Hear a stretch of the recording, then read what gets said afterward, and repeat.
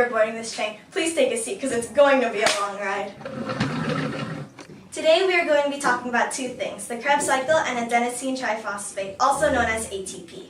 We can think of the Krebs cycle like a train system, just like the one we're on right now.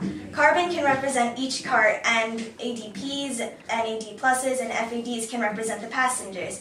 Glucose is a 6-carbon molecule, so this is going to be a 6-cart train.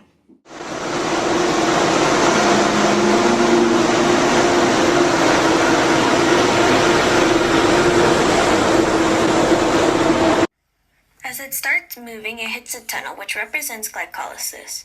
This separates the train in half, leaving two 3-carbon molecules or two 3-cart trains called pyruvates. Let's focus on one of these. As you made our way to what I would call Station A, we hit another tunnel. This represents something we call pyruvate oxidation. As we go through the tunnel, a carbon or cart gets knocked off, along with one passenger with it. It was an NAD+, which turned into an NADH. Once we got to Station A, we were left with a 2-carbon molecule or a 2-cart train. We call this acetyl-CoA. At Station B, we have a 4-carbon or a 4-cart train, which is called oxaloacetic acid. Both trains make their way towards Station C. They both get there and the trains merge together to create a 6-carbon molecule or a 6-cart train.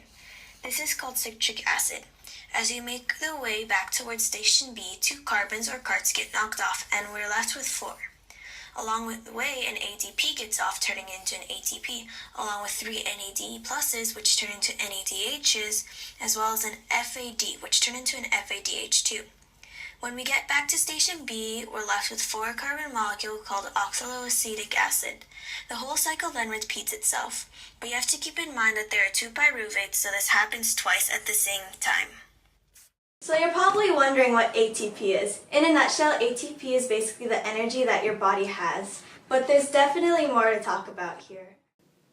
Think about it this way. If you're in an arcade, you'll have some game tokens.